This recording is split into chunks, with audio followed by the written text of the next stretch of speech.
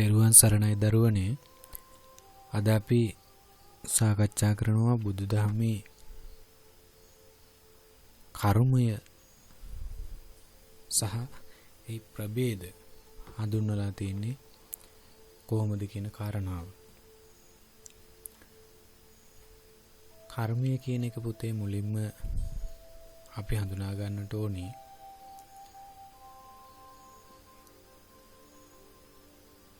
අපි 8-9 වසරවලදීත් ඉගෙන ගත්ත කර්මය කියන්නේ මොකක්ද කියන පාඩම. ඒ දැනුම සිහිපත් කරගනිමින් අපි ඉදිරියට මේ පාඩම සමග සම්බන්ධ වෙමු. පුතේ කර්මය කියනකොට අපට බොහොම සමීප සම්බන්ධතාවයක් තියෙන වචනයක් තමයි කර්මය කියලා කියන්නේ. හේතුව අපේ අධෛර්යමත්කම හමුවේ අපේ අනවබෝධය හමුවේ අපේ අනුත්සාහීකත්වය හමුවේ අපි එක කර්මයට බාර දෙනවා. සාමාන්‍ය අපේ සංස්කෘතියේ පවතින දෙයක් තමයි ඒක අපේ කර්මයනේ. කර්මයෙන් කාටවත් ගැලවෙන්න බෑනේ මේ ආදී වශයෙන් දේවල්. නමුත් පුතේ මුලින්ම පැහැදිලිව අවබෝධයක් ගන්න ඕනේ. කර්මය කියලා කියන්නේ ජීවිතයේ එක් සාධකයක් පමණයි. නමුත් කර්මය බුදුරජාණන් වහන්සේ තීරකයා බවට පත් කරලා ඉන්නේ තමන්ව. ඒ කියන්නේ ඔබට ඔබේ ජීවිතය තීරණය කරන්න පුළුවන්. ඔබ කොතෙන්ටද යන්නේ, මොනවද කරන්නේ? ද සාමාන්‍යයෙන් සරලව ගත්තොත් පුතේ කර්මය කියලා කියන්නේ.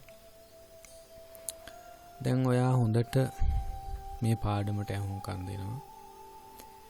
මං අතරමැද්දි ඔයාගේ නම කියලා ප්‍රශ්නයක් අහනවා. දැන් ඔයා සාවධානව පාඩමත් සමග සම්බන්ධ වෙලා හිටියම ඔයාට මේ ප්‍රශ්නෙට පිළිතුරු දෙන්න පුළුවන්. එතකොට පුතේ කර්මය තමයි ඔයා නිසි පිළිතුරු ලබා දීම.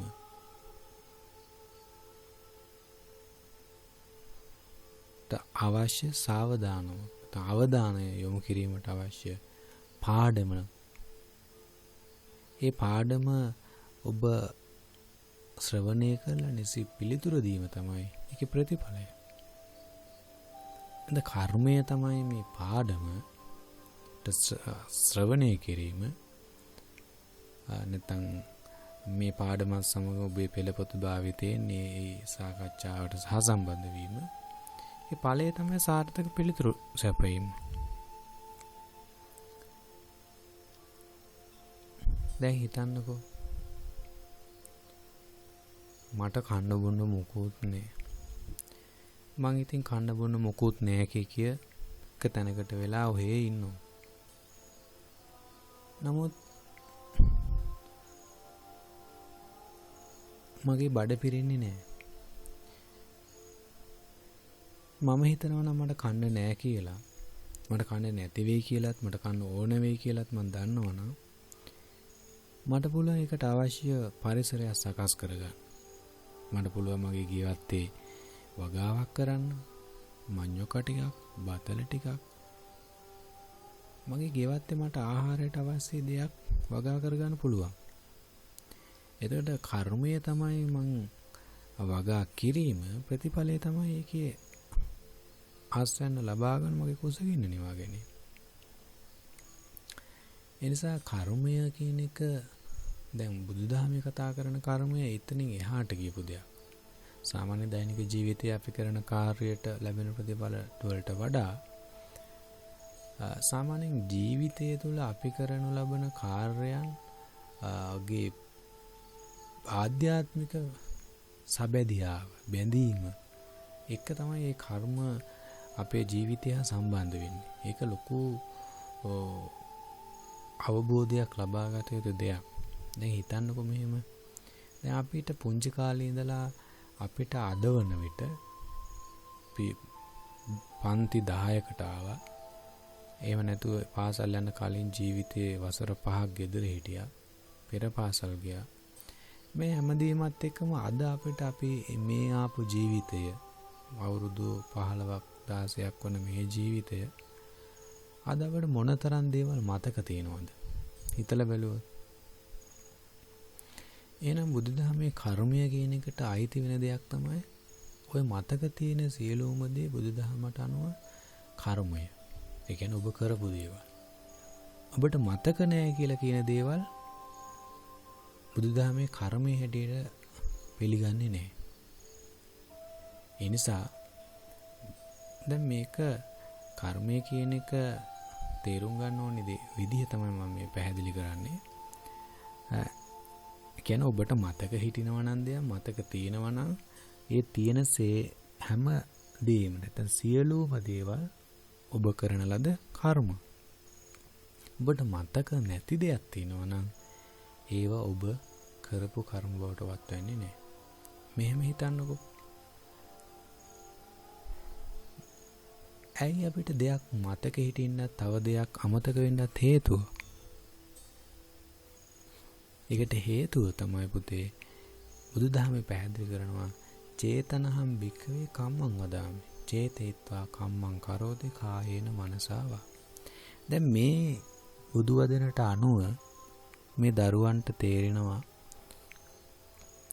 මම මහණෙනි මම චේතනාව කර්මයයි කියමි.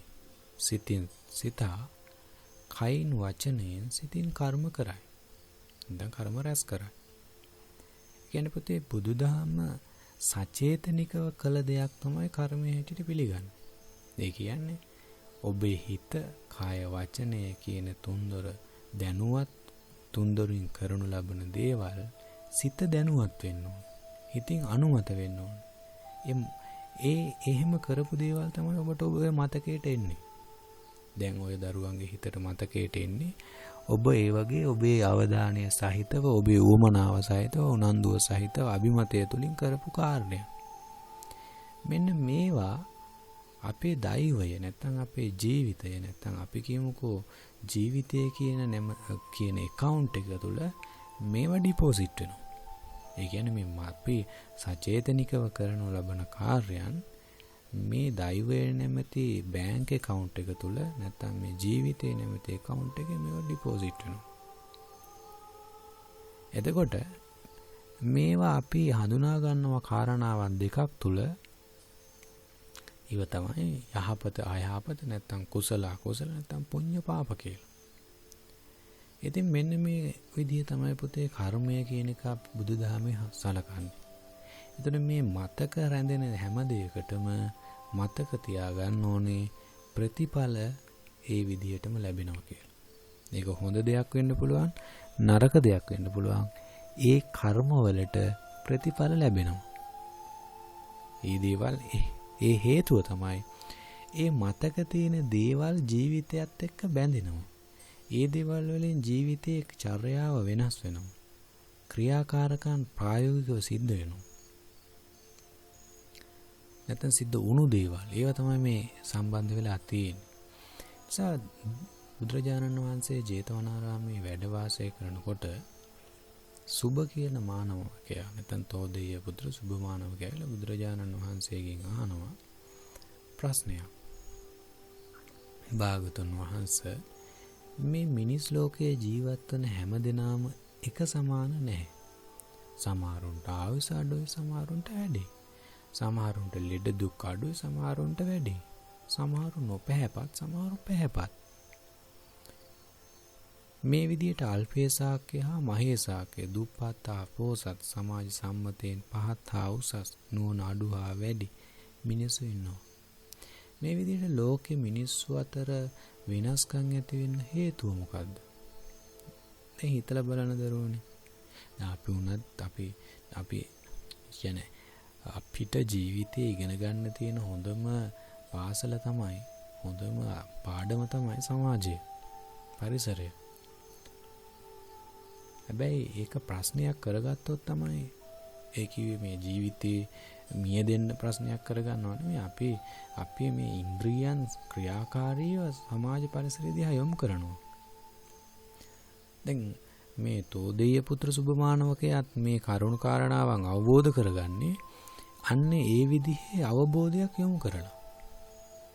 ප්‍රශ්නයක් නගනවා. දැන් අපිටත් හිතෙනවනේ. අපි සමාජයේ විවිධ පසුතලවල ඉන්නවා. විවිධ පරිසරයන් තුළ විවිධ වෙනස්කම් තියෙන. මේක ඇත්තටම අපි බැලුවොත් අපටත් හිතෙන මොකද්ද මේකට වෙනස? දැන් මම කොච්චර මහන්සි වුණා සමහරවිට මගේ ජීවිතේ සාර්ථක වෙන්නේ නැහැ. මම try කරන්න ඕන.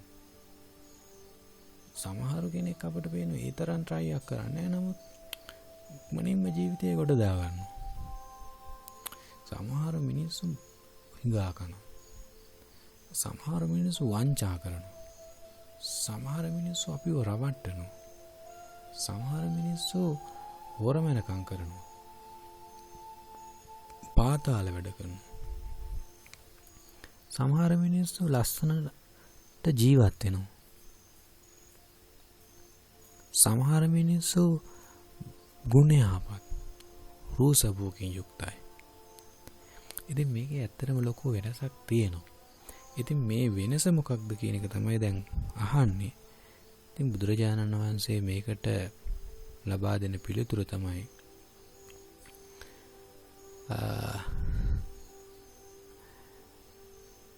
මේ ලෝකයේ ඉන්න මිනිස්සු කම්මස්ස යෝනි කම්ම බන්දු කම්ම පටිසරණෝ යම් කම්මං කරිත්වා කියන්නේ දැන් බුදුරජාණන් වහන්සේගේ දේශනා කරගෙන යනවා මේ ලෝකයේ ජීවත් වෙන මානවයන් නැත්නම් මිනිස්සු කම්ම යෝනි කම්ම බන්දු කම්ම පටිසරණෝ කම්ම දායාදෝ ඒ කිව්වේ මේ කර්මය නැමැති යෝනියෙන් ඉපදුනේ. ඒක කියන්නේ කර්මයේ පදනම් කොටගෙන තමයි ඉපදෙන්නේ භවයේ තීරණය වෙන්නේ. එඳා කර්ම යෝනියෙන් ඉපදුනාගෙන් පස්සේ කම්ම බන්දු කියන්නේ කර්මයේ ඥාතියෙක් කොටගෙන ඉන්නේ. කම්ම බන්දු කම්ම පටිසරණෝ. ඒ නිසා මොනයන් හෝ ඒ කර්මය පිළිසරණ කොටගෙන ඉන්නකොට ඒක යහපත හෝ අයහපත හෝ ඒවා ඒකේ ඇලී ගලී වාසය කරනවා. ඉතින් ඒ නිසා තමයි මිනිස්සු ඒ කර්මයන්ට සාපේක්ෂව මේ විදිහේ සමාජ විමසමතාවයන්ගෙන් යුක්තව ජීවත් වෙන්නේ. කියන කාරණාව උන්වහන්සේ දේශනා කරනවා. ඒත් එක්ක මේ කර්මය කියන එක දැන් බුදුදහමේ අපට හඳුනා ගන්න පුළුවන්. කර්මය කියන එක දැන් අපි මොකක්ද කියන එක කියන්නේ සචේතනිකව සිද්ධ වෙන බව තේරුම් ගත්තා. ඒත් එක්කම මේ සචේතනිකව කර්ම රැස් කරන ප්‍රධාන දොරටු තුනක් තියෙනවා. ඒ කියන්නේ මේ කර්ම රැස් කරන්නේ නැත්නම් කර්ම කරන්නේ මෙන්න මේ දොරටු තුන හරහා. මොනවද? කාය කම්ම, වචී කම්ම, මනෝ කම්ම. කියන්නේ කය ඒ කිව්වේ ශරීරයේ පදනම් කොටගෙන කර්ම කරනවා. වචන මගෙන් කර්ම කරනවා. ඒ වගේම සිත මගෙන් කර්ම කරනවා. කාය කම්ම, වචී කම්ම, මනෝ කම්ම. දැන් කයෙන් කරන වචන මේ කර්ම තමයි අපි කෙනෙකුට රණ්ඩු සරවල් වෙනකොට ගහනකොට මේ කයෙන් වෙන්නේ. යහපත් දේවලුත් එහෙම තමයි. ශරීරයේ තුල අපි කරනු ලබන ක්‍රියාකාරකම්. වචනේ අපි මේ ලෝකයට අපි හැමදේම දැන් ගුරුවරයෙක් විදිහට අපි වචනයෙන් තමයි හැමදේම දරුවන්ට දෙන්නේ. කය සහ වචනේ. මනසත් උපකාරී වෙනවා. නමුත් වචනයෙන් තමයි බහුලව දේවල් අපි දෙන්නේ. එතකොට අපි ඒ කරන්නේ කර්මයක්, ක්‍රියාවක්. ඊළඟට මනසිනුත් අපි කර්ම කරනවා. මොනවද කර්ම? දැන් අපි කිව්වොත් මං ලෝභය, ඊළඟ තරහව. මේවා පේන්නේ නැහැ එළියට. මං දැන් ඔයාගේ මූණට බොහොම ලස්සනට hina වෙනවා. හැබැයි මගේ හිත ඇතුලේ ඔයාට මාර තරහක් තියෙන්නේ. ඉතින් අන්නේ වගේ. එතකොට ඒක හිතින් කරනු ලබන නැත්නම් මනසින් කරනු ලබන කර්මයක්. ඒ විදිහේ අපි කර්ම කරන දොරටු තුනක්. ඊළඟට මේ තිදොර කරන ලබන කර්ම අපි ප්‍රභේද දෙකකින් හඳුනගන්න. ඒ තමයි හොඳ නරක. එහෙම නැත්නම් කුසල අකුසල නැත්නම් පුණ්‍ය පාප කියලා ප්‍රභේද දෙකකින්. පළවෙනි ප්‍රභේදය තමයි මේ කුසල් අකුසල් කියන දේවල් කිරීම සඳහා නැත්නම් මේ තිදොරින් කරන ලබන කාර්යයන් කිරීම සඳහා මූලික වන මානසික පසුතලයක් අපට තියෙනවා. නැත්නම් කරන ලබන කාර්යයන් තුනක්. කරන ලබන කාර්යයන් තුනක්. ඒ තමයි අපි චේතනා සිතුවිලි තුනක් පදනම් කොටගෙන තමයි අපි ප්‍රධාන වශයෙන් මේ කර්ම කරන්නේ. ඒ තමයි ලෝභ, දේශ, මෝහ. මේ තමයි අකුසල චේතනාවන් තුන. එතකොට මේ කර්ම කිරීම සඳහා මූලික වන මානසික ඉමෝෂන්ස්. අකුසල කර්ම කිරීම සඳහා තමයි අපිට ලෝභ, දේශ, මෝහ කියන එක. කුසල කර්ම කිරීම සඳහා අලෝභ, අදෝස, අමෝහ කියන කර්ම නැත්නම් ඉමෝෂන්ස් නැත්නම් අපි කියනවා මේ අකුසල ධර්ම පදනම් වෙනවා. දැන් ඒත් එක්කම අකුසල ක්‍රියාවන් කයින් කරන ලබන, වචනයෙන් කරන ලබන, සිතින් කරන ලබන මේ ඔබට මේ දස අකුසල තමයි මෙතන තියෙන්නේ. කයින් සිදුවෙන වැරදි 3යි, වචනයෙන් සිදුවෙන වැරදි 4යි, සිතින් සිදුවෙන වැරදි 3යි. ඒ වගේම මෙතන තියෙන දස කුසල කර්ම එතන ඒත් අර ටිකේම අනිත් පැත්ත යහපත් පැත්ත කයින් කුසල කර්ම 3යි. අපි අකුසල කියනවා පරපණ නැසීම, කුසල කියනවා පරපණ නැසීමේ වැළකීම. මේ විදිහේ වචනයෙන් 4යි, සිතින් 3යි. එතකොට මේ විදිහේ කරනු ලබන කර්ම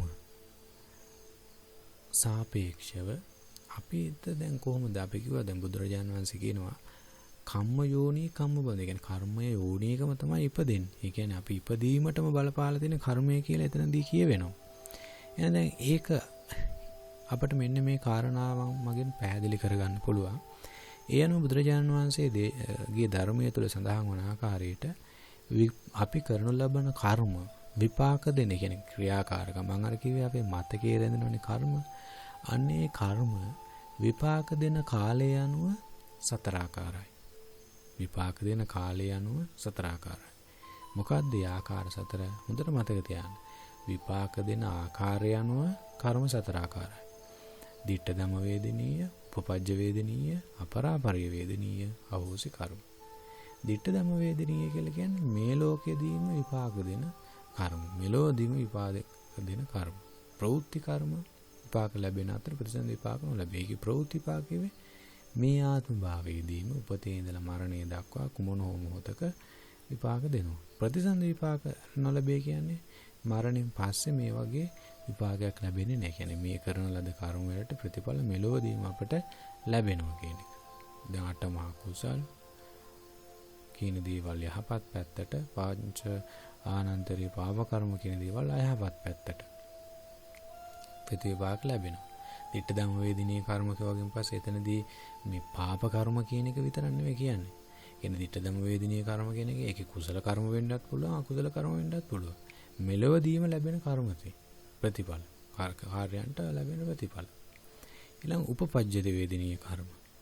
උපපජ්ජ වේදිනී කර්ම කියලා කියන්නේ මරණින් මතු පළමු ආත්ම භාවයේදී විපාක දෙන කර්ම. ඒ කියන්නේ මරුණකින් පස්සේ අනිවාර්යයෙන්ම ඊළඟ ලපන උපතත් කොහේ ලැබුවත් විපාක දෙන කර්ම තමයි කියන්නේ උපපජ්ජ වේදිනී කර්ම. එතකොට දැන් අපිට පංච අභිඥා අෂ්ට සමාපatti වගේ යහපත් ඒ කියන්නේ කුසල පක්ෂයේ කර්ම මේ පුණ්‍ය කර්ම කරගෙන සිටියොත් මරණින් පස්සේ උපදින තැන අනුව ඒ වගේ විපාක ලැබෙන්න පුළුවන්. ඒ වගේම පංච ආනන්තරේ පාප කර්ම වගේ දේවල් කරගොත් ඒ වගේ විපාකات අනිවාර්යයෙන්ම දිට්ඨ ධම්ම වේදිනී වශයෙන් යම් හේකින් ප්‍රතිඵල ලබා නොදුන්නොත් ඒ දේවල් අපිට ලැබෙන්න පුළුවන් අනිවාර්යයෙන්ම. අපරාපරිය වේදිනී කර්ම කියලා කියන්නේ දෙවන ආත්ම භාවයෙන් පසු කවර හෝ ආත්ම භාවයකදී විපාක ලැබීමට හේතු වෙනවා. ඒ කියන්නේ දැන් පළවෙනි කියන්නේ මේ ආත්මෙත් නෑ, දෙවෙනි ආත්මෙත් නැහැ. නමුත් දෙවෙනි ආත්මෙන් පසු ඕනෑම මොහොතක විපාක දෙන්න පුළුවන් කර්ම වලට කියනවා අපරාපරිය වේදනීය කර්ම. මේවා බරපතල කර්ම නෙවෙයි. බරපතල කර්ම නෙවෙයි කිව්වේ මහා අපරාධ නෙවෙයි. මහා කුසල කර්මත් නෙවෙයි. මහා කුසල කර්මත් නෙවෙයි. මහා කුසල කර්මත් නෙවෙයි. නමුත් සාමාන්‍ය බරපතල නොවුගනේ කර්ම. ඒ වගේම අහෝසි කර්ම කියලා කියන්නේ විපාක නොදී අහෝසි වී යන කර්ම. ඒ කිව්වේ දැන් කෙනෙක් සෝවාන් සකදාගාමි අරියත් කියන අනාගාමි අරියත් කියන ඵලයන්ටපත් වුණාගෙන් පස්සේ දැන් එයාට විපාක දෙන්න විදිහක් නැහැනේ. එතකොට නමුත් කර්ම ඉතිරි. කර්ම ගෙවල ඉවර කරන්න පුළුවන් කමක් නැහැ. ඒවා ඉපදෙන හැම භාගම අපි කරපු දේවල් ඒවර ඩිපොසිට් එකේ තියෙනවා. නමුත් දැන් මෙයා භවය නතර කළා. නිවන අවබෝධ කරගත්තා කියලා කියන්නේ තණ්හාව නැති කරා කියන්නේ භවය ඉවරයි. ජාති ඉවරයි. ආයිපදීමක් නැහැ. නමුත් කර්ම ඉතුරුයි. එනිසා එහෙනම් ඒ කර්ම වලට මොනවද වෙන්නේ? ඒ කර්ම නැති වෙලා යනවා. අහෝසි වෙලා යනවා. හැබැයි ඒත් යම් ආකාරයේ බරපතල කර්මයක් තිබුණා. දැන් ඔයාලා දන්නවා අහලා තියෙනවා මුගලන් හාමුදුරුවන්ට අන්තිමේදී සොරසතුරන්ගෙන් ගුටි බැට කාලා තමයි පිරුණන් පාන්න සිද්ධ වුනේ. එතකොට ඒකට හේතුව වශයෙන් කියනවා අතීතයේ යන දවසක තමන්ගේ දෙමව්පියන් අන්ධ වෙලා හිටියා. ඒ අන්ධ දෙමව්පියන්ට කැලෑවකට එකගෙන ගිහිල්ලා පොළු මුගුරුවරුන් වලින් පහර දෙනවා. එතකොට මෙන්න මේ බරපතල පාප කර්මය රහත් තුනත් අන්තිමාත්ම භාවය විපාක විඳින්න සිද්ධ වුණා. නමුත් මේ බරපතල නොවූ කර්ම ඉතුරු වෙලා තියෙන දේවල් අහෝසි වෙලා යනවා කියන එක තමයි එතනදී කියන්නේ. එතකොට අපි මේ ඉගෙන ගත්තේ බුද්ධි මතක තියාගන්න ඕනේ විපාක දෙන කාලය යන කර්ම සතරාකාරයි. ඒ කිව්වේ ditta dhamma වේදනීය කර්ම, උපපජ්ජ වේදනීය කර්ම, අපරාපරිය වේදනීය කර්ම, අහෝසි කර්ම. ditta dhamma වේදනීය කිව්වේ මෙලොවදීම, උපපජ්ජ වේදනීය කිව්වේ මරණින් පසු දෙවනාත්මේ, ඊට පස්සේ ditta dhamma වේදනීය, අපරාපරිය, අහෝසි කර්ම. අපරාපරිය කිව්වේ දෙවනාත්ම භාවයෙන් පසු කියන කර්ම. දැන් අපි කතා කරනවා දරුවනේ විපාක දෙන ආකාරය යනුව කර්ම සතර ආකාරයි. දැන් අපි ඉස්සෙල්ලා ඉගෙන ගත්තා විපාක දෙන කාලය යනුව සතර ආකාරයි. ඒ කිව්වේ ditta dhamma වේදනීය, උපපජ්ජ වේදනීය, අපරාපරිය සහ අහෝසි කර්ම. ඒක විපාක දෙන කාලය යනුව. මෙතන අපි ඉගෙන ගන්නවා විපාක දෙන ආකාරය යනුව. විපාක දෙන ආකාරය යනුව කර්මයේ සතර ආකාරයි. ඒ තමයි ගරුක කර්ම, ආසන්න කර්ම, ආචින්න කර්ම, කටත්තා කර්ම. ගරුක කර්ම කියලා කියන්නේ මේ දැන් විපාක දෙන විදිය ආකාරය. ඒ කියන්නේ අපි කරනු ලබන දේවල් දැන් ප්‍රතිඵල ලැබෙන විදියකුත් තියෙනවනේ. ආන්ගේ විදිය තමයි ප්‍රතිඵල ලැබෙන විදිය, ලබන විදිය. ඒ කියන්නේ උයාගත්තු කෑම කන විදියක් තියෙනවනේ. නිකම්ම කන්නේ නැහනේ. සමහරුන්ට පුළුවන් ඕනනම් මුට්ටියෙන්ම කන්නත් පුළුවන්. සමහරව දැන් අපි රයිස් කියලා එකක් හදන්නේ. ව්‍යංජන උද්දානවා, තෙල් උද්දානවා, ඔක්කොම දාලා කාල කරලා එහෙම්ම කනවා. ඒ කියන්නේ උයාගත්තු කන විදියක්. උයන විදිය, කන විදිය ඒ වගේ තමයි. ඒතර ගරුක කර්ම කියලා කියන්නේ වෙනත් කර්මයකින් වලකාලිය නොහැකි වඩාත් ශක්තිමත් බල සම්පන්න කුසල අකුසල කර්ම. එන ගරුක කර්ම කියලා කියන්නේ ඒවා වෙන මොකකින්වත් වහන්න බෑ. ප්‍රතිඵල ලැබෙනවාමයි. පංචානන්තරීය පාප කර්ම කළොත් මොනවද? මව මැරීම, පියා මැරීම, සංඝ බේදය, බුදුන්ගේ ඇඟේ ලේසෙලවීම, රහතුන්ගේ ඇඟේ ලේසෙලවීම, මේ ආදී වූ පංචානන්තරීය පාප කර්ම. මේවා කළොත් අනිවාර්යයෙන්ම විඳින්නම වෙනවා. ඒවා විඳින්න නැතිව ආය නිවනක් නැහැ. ඒවා විඳින්නම වෙනවා. ඒ පාප කර්ම ගණයට. කිව්වේ අකුසල ගණය. ඒ වගේම තමයි දැන් පංච අභිඥා සමාපatti වගේ දේවල් කුසල පක්ෂයේ අපි බණ භාවනා ආදී කරලා මනස දියුණු කරගෙන හිටියොත් මරණින් මතු අපට මේ දේවල් ඒ විදිහට බ්‍රහ්ම ලෝකවල ඉපදලා ඒ සැප සම්පත් විඳින්න, දිව්‍ය ලෝක සම්පත් විඳින්නත් පුළුවන්කම තියෙනවා. ඒවා කාටවත් නතර කරන්න පුළුවන් කමක් නැහැ. යම් කර්මයකින් වළක්වාලිය නොහැකි කර්ම කියනවා ගරුක කර්ම කියලා. ඒක ගොඩාක් ශක්ති සම්පන්න. ඒකේ දැන් අපිට මහ මුහුද ගොඩ ගලනකොට ඒක ආය අපිට මැනේජ් කරන්න බෑනේ. තාප්පය බැඳලා මැනේජ් කරන්න බෑ. ඒක එනවමයි මොනවා කළත් එනවමයි ගහගෙන එනවමයි. ඒ හැටි එහෙම තමයි. ශක්තිය වැඩි. මුහුදේ වතුර ඊන වේගීය ශක්තිය වැඩි නිසා එනවම. ඒ වගේ තමයි. ඊළඟට ආසන්න කර්ම.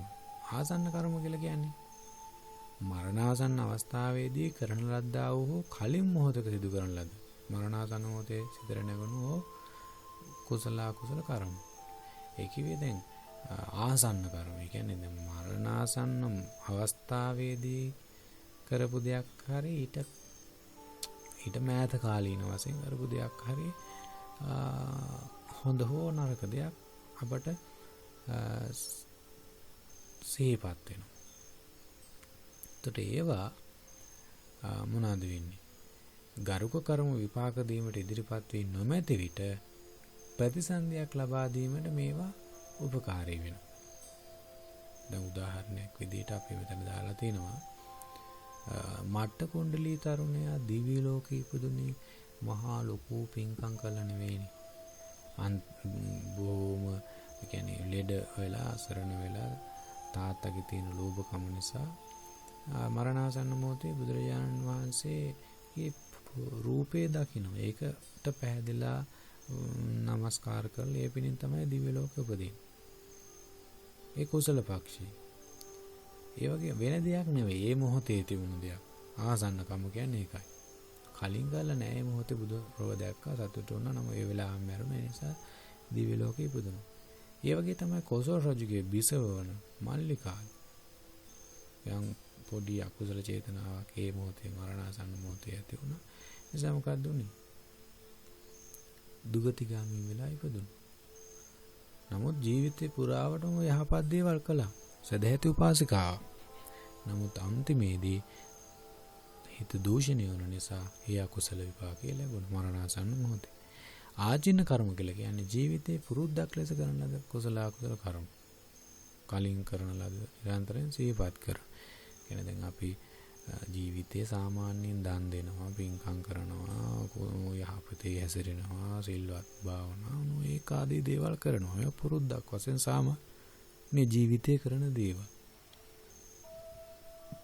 මේවා අපිට දැන් උදාහරණයක් විදිහට මෙතන දාලා තිනවා අපි සිල් රැකීම, දන් දීම, භාවනා කිරීම, කුසල ක්‍රියාවන්, ඒ වගේම සොරකම, සත්ව ඝාතන, අකුසල මේවා අපට විපාක දෙන මේ විදියට. කටත්තා කර්ම දැඩි චේතනාවක් නොමැතිව සිදු කරන අසම්පූර්ණ කුසල අකුසල කර්ම.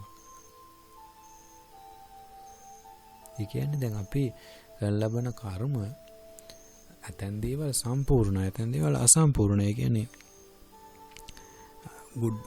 ගොඩාක් හිතලා නෙමෙයි කරන්නේ. නමුත් කරනවා. නමුත් චුට්ටක් කර හිතිලා තියෙන නිසා ඒක අසම්පූර්ණයි. සම්පූර්ණ නෑ කියන්නේ ලොකු චේතනාවක් උනන්දුවක් මත නෙවෙයි. නිසා මේවා ප්‍රතිසන්දි විපාක ලබා දීමට සමත් වෙන්නේ නෑ. කියන්නේ නැවත උපතක් ලබා දීමට මේවා හේතු වෙන්නේ නෑ. නමුත් ජීවිතේ කාලය පුරා ප්‍රවෘත්ති විපාක ලබා දීමට සමත්.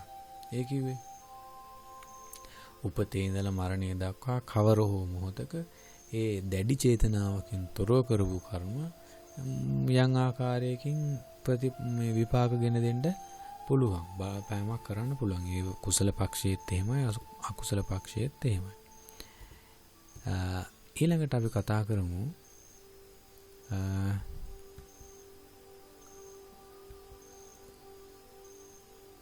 කෘත්‍ය හේවත් කාර්ය අනුව කර්මයේ සතර ආකාරයි. ඒතර අපි පළවෙනියට කතා කරා විපාක දෙන කාලය අනුව කර්මයේ සතර ආකාරයි. එතනදී අපි කතා කරා දිට්ඨ ධම්ම වේදිනී, උපපජ්ජ වේදිනී, අපරාපරිය සහෝසි කර්ම කියලා. ඊළඟට අපි කතා කරා විපාක දෙන ආකාරය අනුව කර්මයේ සතර ආකාරයි කියලා. එතනදී අපි කතා කරා ගරුක, ආසන්න, ආචින්න, කටත්තා කියලා. දැන් අපි කතා කරනවා කෘත්‍ය වශයෙන්.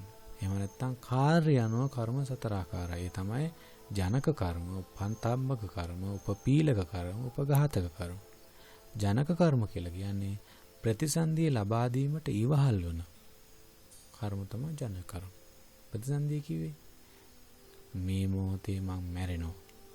නමුත් ඊළඟ මොහොතේ ඊළඟ ආත්ම භාවයේ ඉපදීම සඳහා හේතු භූත වන කර්ම තමයි මොනවද? ජනක කර්ම. ජනක අකුසල කර්ම නිරේ තිරිසන් പ്രേත අසුර ආදී දේවල් ඉපදීමටත් කුසල කර්ම සදෙව්ලෝ සාමිනිසුලෝ යන ස්ථාන උපදීමටත් හේතු වෙනවා. උපත්තම්බක කර්ම කියලා කියන්නේ ජනක කර්මයේ උපන් තැනට එම ජීවිතයේ තවදුරටත් පවත්වා ගැනීමට හේතු වන කර්ම තමයි උපත්තම්බක. එතකොට දුක්ඛිත උපතට රොකුල් දීම, එම උපත තව තවත් අසරණ කිරීම, සුගතිගාමී උපතට අනුබල දීම, එම භවය තව තවත් සැපවත් කිරීමට මේ උපත්තම්බක කර්ම හේතු වෙනවා. උපපීඩක කර්ම කියලා කියන්නේ ජනක කර්මයට බාධා පමුණවන. එහි බලය හීන කරවන. ඒ කිව්වේ දැන් ජනක කර්මයේ කෙනෙක් හේතු වෙලා ඉපදුනාගෙන් පස්සේ ඒ ඉපදුණු කර්ම ශක්තිය නැත්තම් ඒ චර්යාව, ඒ ජීවත් වෙන චර්යාව වේ තියෙන ස්වභාවය අඩු කරන්න, බලය හීන කරන්න හේතු වෙන කර්ම තමයි උපපීලක අකුසල කර්ම කියලා කියන්නේ. ඊළඟට උපඝාතක කර්ම කියලා කියන්නේ ජනක කර්මයේ විපාක දීමේ හැකියාව නැතිකොට තමාම විපාක ලබා දෙන කර්ම. ඒ කිව්වේ ජනක කර්මයේ විපාක දීමේ හැකියාව නැතිකොට තමාම විපාක ලබා දෙන කර්ම. උපඝාතක අකුසල කර්ම, ජනක අකුසල කර්ම, උපඝාතක කුසල කර්ම, ජනක අකුසල කර්මයේද විපාක දීමේ ශක්තිය නැති කරන්නේ. ඒතකොට මෙන්න මේ විදිහට කෘත්‍ය වශයෙන් නැත්නම් කාර්ය අනුව කර්මය සතර ආකාරයි. ඒ වගේම අපි අන්තිමට කතා කරනවා මේ ඉහත කතා කරපු කර්ම ශක්තියින් දිහා බලනකොට අපට තේරෙනවා මේවා අපි කරපු දේවල් අපට විපාක ලැබෙන විදිහ තමයි කිව්වේ. කියන්නේ කාලය අනුව අපට කොහොමද විපාක ලැබෙන්නේ? ආකාරය අනුව අපට කොහොමද විපාක ලැබෙන්නේ? කාර්ය අනුව කොහොමද විපාක ලැබෙන්නේ කියලා තමයි පේන්නේ. නමුත් මේ ඉගෙනගත්තු කර්මය අපට පුළුවන් අපේ උනන්දුව සහ කැපවීම මෙන්ම පාරිසරික සහ ඒ කාලයේන ස්වභාවයන්ට සාපේක්ෂව ඒවා වෙනස් කරන්න පුළුවන්. අපේ උත්සාහය සහ කැපවීම තුළ අපිට ඒක වෙනස් කරන්න පුළුවන්. බලන්නකො ගති සම්පatti, උපදි සම්පatti, කාල සම්පatti, පයෝග සම්පatti. ගති සම්පatti කියලා කියන්නේ උපත ලබන්නේ යසෙසුරින් පෙර ස්ථානයක නම් පෙර භවයේදී කරනු ලබන අකුසල කර්මයන් විපාක දෙන්නේ නෑ. බොහෝ වෙලාවට ඒවා විපාක දෙන්න විදිහක් නෑ. ඒ නිසා ඒවා යටපත් වෙනවා. උපදි සම්පatti කියලා කියන්නේ උසස් රූප ස්වභාවකට හිමිකම් කියයි. දුගී පවුලක උපත ලැබුවත් හොඳ ලස්සන රූපයක් තියෙන නිසා හොඳට විවාහ කටයුතු කරගෙන ජීවත් වෙන්න පුළුවන්කම තියෙන. එතකොට ඒ උපදි සම්පත්තිය නිසා පෙර කර්ම යම් ආකාරයක වැළකෙනවා. කාල සම්පatti. කාල සම්පatti කිව්වේ හොඳ කාලයක ඉපදිලා තියෙන නිසා යම් පාප කර්ම වැළකීලා යන්න පුළුවන්. ප්‍රයෝග සම්පatti කියලා කියන්නේ ස්ථානෝචිත ප්‍රඥාවෙන් හා උත්සාහයෙන් කටයුතු කිරීමේදී තමාම මුහුණ දීමට සිදුවන කුසල කර්ම විපාකද මගහරවා ගත හැකියි. ඒ කිව්වේ තමාට ඒවා වළක්වා ගන්න පුළුවන්. ඒවා මනාව ස්ථානෝචිත ප්‍රඥාවෙන් යුක්තව කටයුතු කිරීමේ නිසා. ඉතින් පැහැදිලි වෙනවා අපිට මේ වගේ කර්මය වුවත් අපේ උනන්දුව තියෙනවා නම් අපට ඒවා වෙනස් කරන්න පුළුවන්කම තියෙනවා. ඒකයි මම මුලින්ම කිව්වේ බුදුදහමේ කර්මය කියන එකේ තීරකයා වෙන්නේ අපි. කියන අපේ ජීවිතයේ දාවකයා වෙන්නේ අපි. අපිට පුළුවන් අපේ ජීවිතය යා යුතු තැන තීරණය කරන්න. නිසා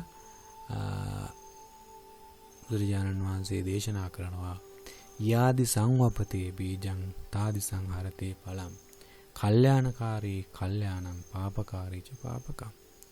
කිව්වේ අපි යාදි සංවපතේ බීජං කියන්නේ අපි වපුරන බීජයට අනුව තමයි ඵල ලැබෙන්නේ. තාදි සංහරතේ ඵලං යහපත් ක්‍රියා තුළින් යහපත් විපාක ලැබෙනවා. කල්යාණකාරී කල්යාණය. ඒ වගේම තමයි පාපකාරීච පාපකම්. යහපත් දේවල් කරොත් ඒ වගේම ලැබෙන යහපත් ප්‍රතිඵල. ඒ නිසා අපි දරුවෝ විදියට ඉගෙන ගනිමු යහපත කරන්නලා ජීවත් වෙන්න. එතකොට අපේ ජීවිත සාර්ථක කරගන්න පුළුවන් වේවි. එහෙමනම් මේ පාඩමට අදාළව ප්‍රශ්න 12ක් මෙතන තියෙනවා. මේ 12 ඔබට තේරුම් ගන්න අමාරු ප්‍රශ්න 12ක් නෙවෙයි, තේරුම් ගන්න පුළුවන්. ඒ නිසා ඔබට පුළුවන් මේ ප්‍රශ්න වලට පිළිතුරු ලියන්න. එහෙමනම් මේ පාඩම ඔබට පුළුවන් අනිත් දරුවන්ටත් බලන්න, ෂෙයා කරන්න. ඔබට ගැටලුවක් තියෙනවා නම් කමෙන්ට් කරන්න. එහෙමනම් ඔබට සුබ දවසක්. තෙරුවන් සරණයි. අලුත් පාඩමකින් නැවත හමු වෙමු.